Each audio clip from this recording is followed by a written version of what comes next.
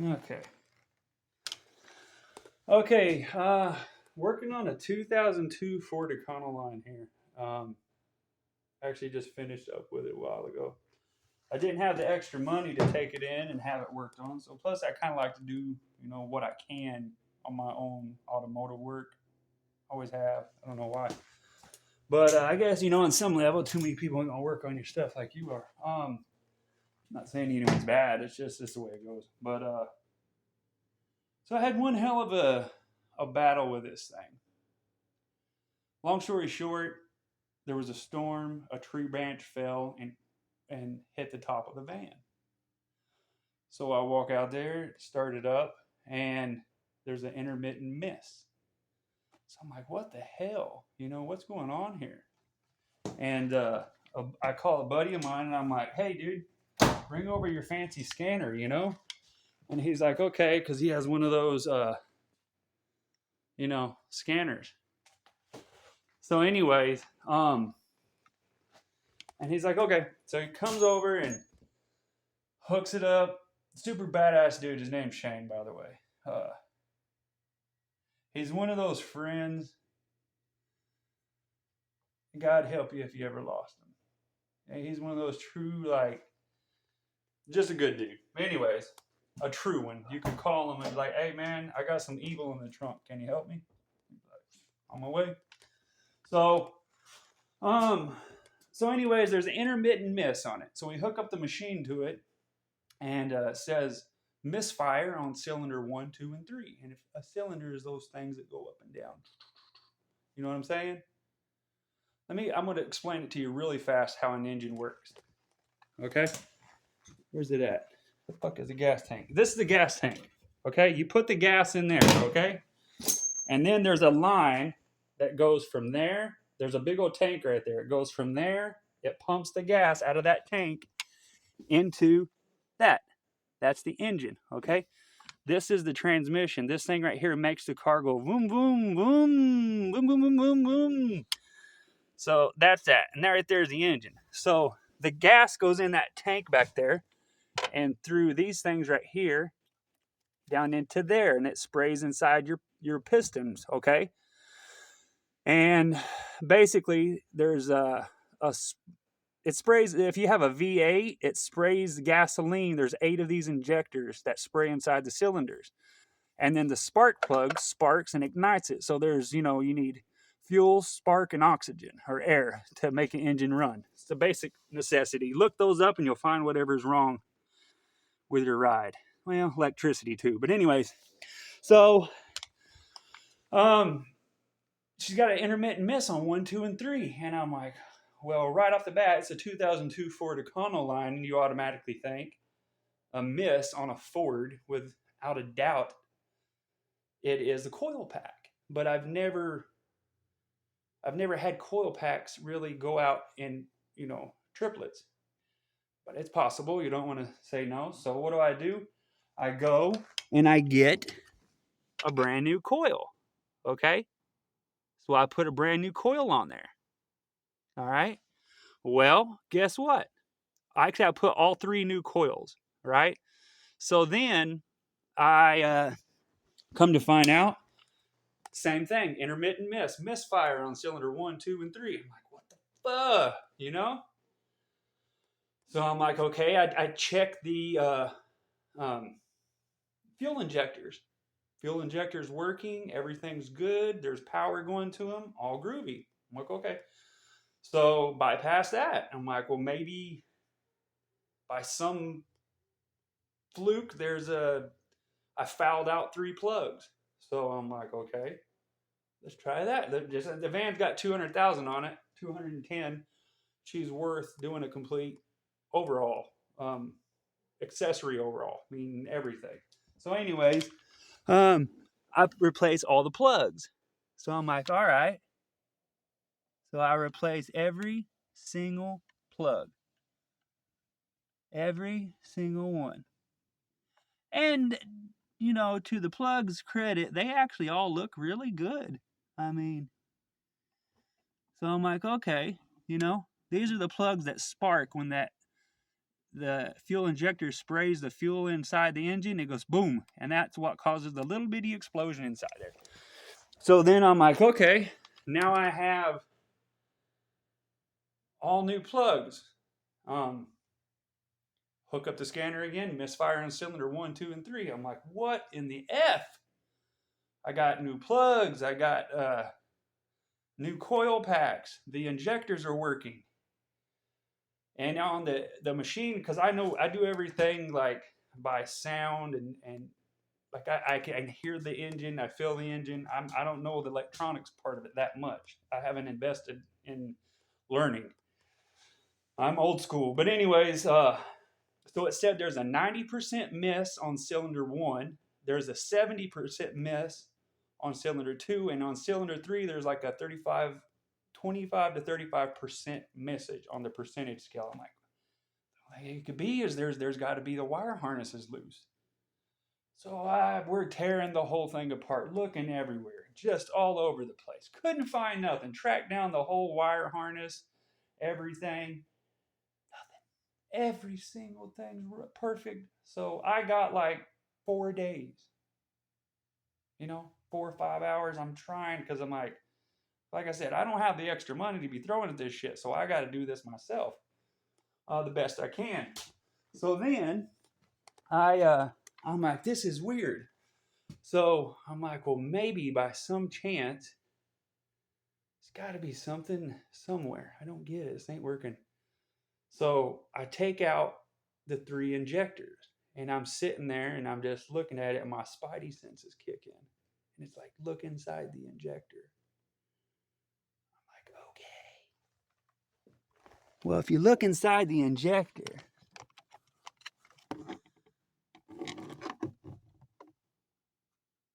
they're completely clogged up. These are the injectors.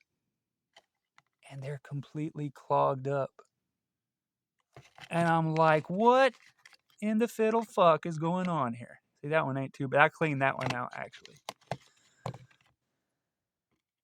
Yeah. See that dirty fucker? So I'm like, what is going on? Yeah, there's the other one. See, yeah, 1. This one's dirty. And 2.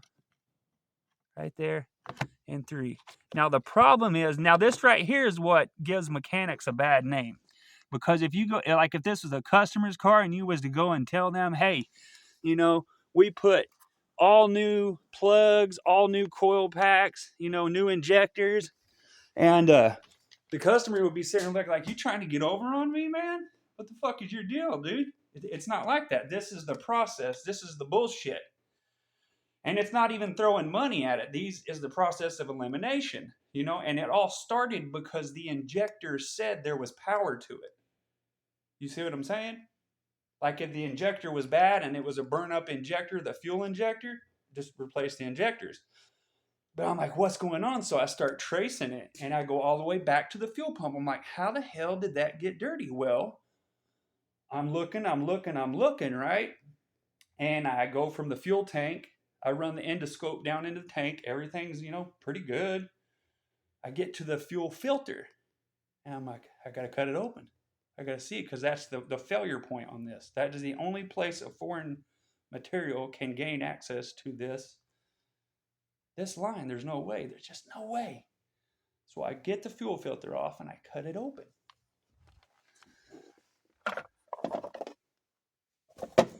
Now right here, now I'll put that on. So right here's the fuel filter, okay? I don't want to show the name here, but look at that. What do you see right there? So what happened was the fuel filter got clogged, okay? And it collapsed. You see that bullshit? It collapsed.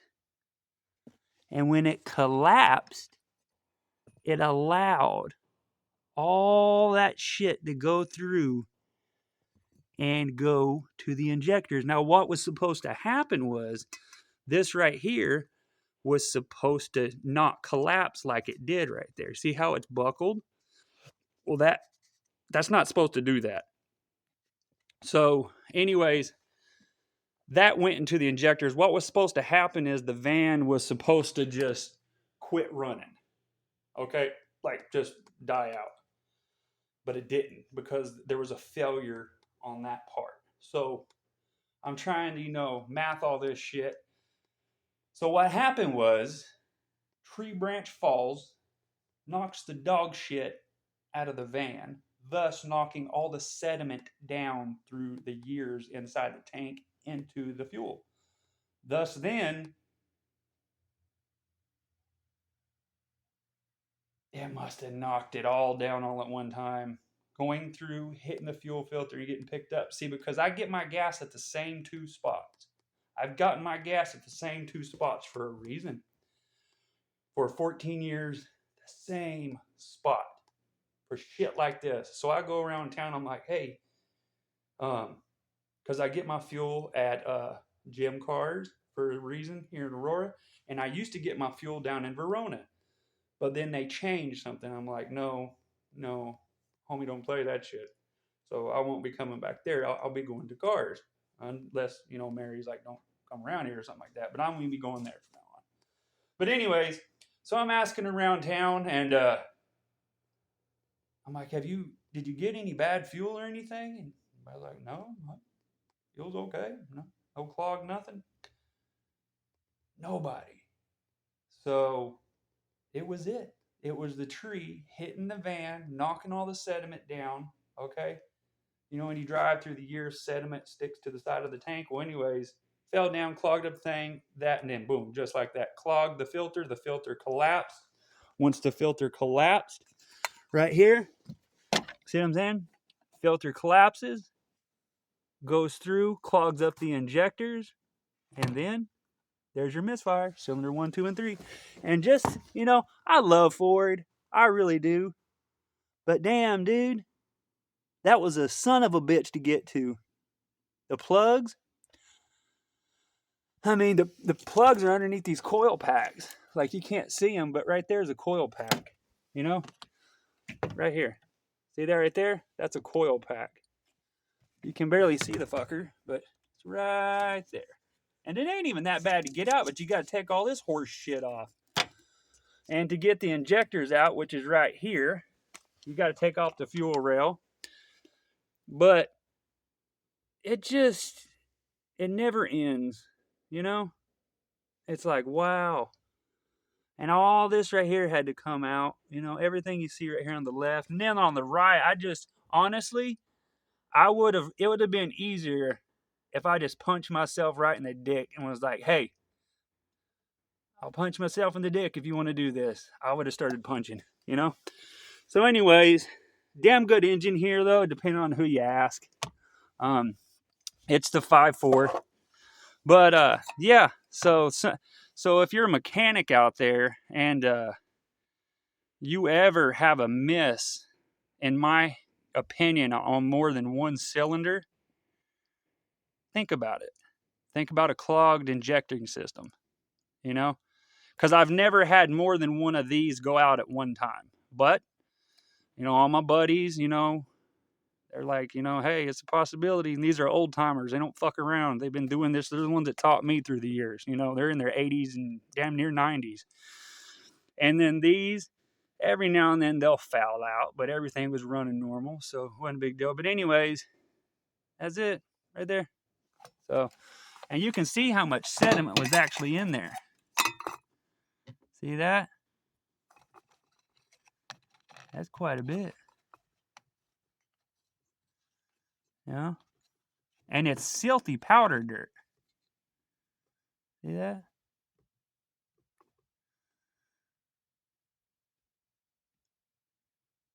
It's real fine. Real fine. Anyways, so that's that. And I don't know, there was some other stuff. So the question is does that fall under insurance? Because technically,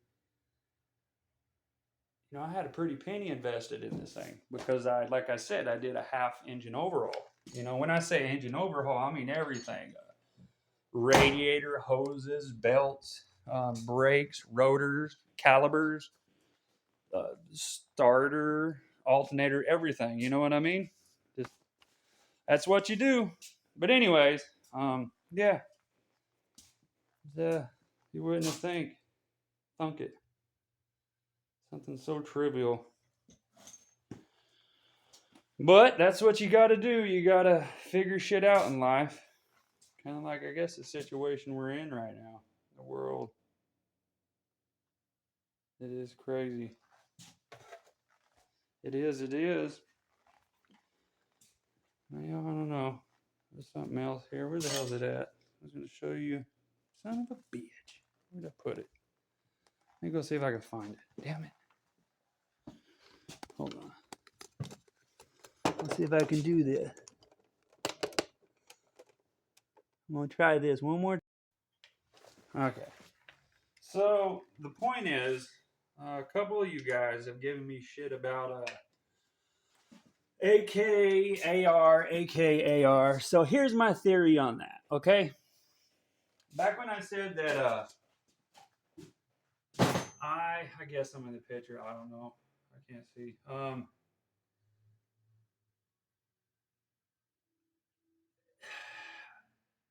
I heard hundreds of stories of Vietnam War veterans. They're all telling me their stories. And AK guys are AK, and then there's an AR guy. Here's the thing. There was an old saying back in Vietnam. Beside every dead American was his M16 taken apart, laying on the ground. It's not for me to say if it's true or not. Look it up and see. But 99.9% of the time, if there was a dead American in Vietnam, his AR M16 was taken apart, laid there beside him. So now I know there's really high end places today that build guns, and although I don't really, I'm not fond of AR guns. I have nothing against them. I've had probably 2 tons of ARs. I probably had 5 tons of AKs, all over. You know what I'm trying to say? That's with the magazines and everything, the weight wise, and keep them, and then you got to sell them, pay bills or whatever. But anyways, the moral of the story is out of all the guns I've ever had, I only have about 5 left out of tons of guns. Just not having very good. I had to restructure my life because I was taught how to be this one thing, and I didn't want to be that. I wanted to be something else my whole life. So I just want to be me. But anyways, I got my first credit card finally. It's a prepaid one, so I'm trying to do everything, the good way. But anyways, back in the day, if I would have told myself you're gonna get a credit card, I'd have been like, "Fuck you, dude, fucking nerd." Like seriously, that's the mentality I was raised around, and that's not. That's how you're supposed to do stuff. It doesn't matter if I had $20 million at one time. It's pointless. I don't have it now. No, I'm not saying I did. I'm just saying it's not what you get, it's what you can keep as your journey through life. And remember, everything you have, you're just watching it for a little bit. You will hand it over at some time through life. You're just looking after it. One day you will die. And that's why a lot of my buddies, they give me shit. They're like, well, why do you carry a nickel polished Colt? I'm like, why not? Why do you carry a $400 throwaway? Because you do realize someday you're going to be dead, and all those high-end guns you collect just going to go to somebody else, and they sit there and scratch their head like yeah, what the fuck's the point of it? If you're going to be on this earth, you only get a little bit of time. A lot of my family, they were raised poor, but clean poor, and they'll have something nice and they'll put it up. And it's like, I get that, but, you know, enjoy your shit while you're here. So many people don't. They're just like, you know, this, that, and the other. But, anyways, and that's another thing I'm going to get on. You don't want to go too flossy because all the wealthy people I've ever met all around this world, they all have one thing in common. You don't know it. There's only two ways to know, well, two main ways to know if someone is fucking filthy wealthy. One is by the car they drive, and two is the house they live in. Unless they just have an absurd amount and everybody knows. But you know what I'm saying? You'll be hard pressed to see a very wealthy person, unless they're promoting that brand, go all out.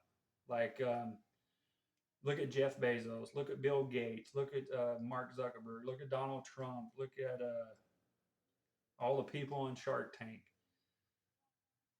You don't know it. Like, you look at them, they're just normal folks. It's because after you reach a certain point, what does it matter what people think of you? The truth of the matter is it doesn't fucking matter. You know? I'm not saying you shouldn't have nice things and have decent stuff to make yourself look presentable to your fellow men and women, because you want to be pleasing to the eyes. You know, it's respect. You know, I know people that are poor, dirt poor, but they try to be proper when they're around a lady or younger folks. Like, I don't, every now and then I get on my cussing sprees, and it's not something I'm proud of, but I would never do it around a lady, a proper lady. I, I, I cringe sometimes because sometimes my videos I get carried away, and I would never want to do it around a young person, a lady, or a Christian in general. Those are my no-nos. No, I don't cuss around them. And in the event you see a video of me cussing, you should probably just exit out of it, because I don't want to disrespect you. But when I want to cuss, I'm going to cuss, because at the end of the day, it's just man-made words. A long time ago, someone made up a word and was like, fuck, shit, cunt, bitch, damn, asshole, fuck, shit. You know what I'm saying? And someone's like, well, that's going to be a bad word. Why is it a bad word? Because I said it's a bad word. Okay. But anyways, they don't mean nothing. It's just words that we give, you know, meanings to. They themselves could be changed. Someone a long time ago, instead of saying fuck, could have said for luck or fungo. And that would be a bad word today. But anyways, that's another fucking thing. Who the fuck made, and I don't give a shit. I want to spell how the fuck I want to spell. I'm gonna tell you why. Because if a motherfucking long time ago was like, I'm gonna spell thumb Thumb, I'm gonna spell knife Knife. No, dude. A long time ago, some fucker was like, we're gonna spell it like this, and everybody in the room was like, yeah, we're gonna spell it like that because you said so. No. I'm sure there's someone at Harvard, Yale, or Dartmouth or something like that is like, fuck you, man. But anyways, back to the gun thing. So yeah, I personally like AKs. I have to, you know, give respect to ARs. I like the 90s model AR. I think it was like a 99. Damn it, I can't remember. Colt made a really nice one long time ago. I heard the new Colts are just a pile of shit. Yeah, throw them in the trash. But anyways, I have had, like I said, you know, a lot of AK stuff. When I say 5-ton, I'm talking about the weight of the magazine clips, whatever the fuck you want to call them.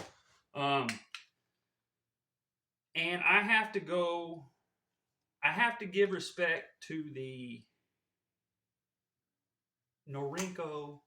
And the only reason I'm doing this is because you can't buy it new no more. That's why I don't like to promote too much. But anyways, the Norinco AK-47, because it is super light, it is super durable. It is the first. You had the Kalashnikov, and then you had this, you know, down the line. And then all these other ones are good, and then you got these one guys are like,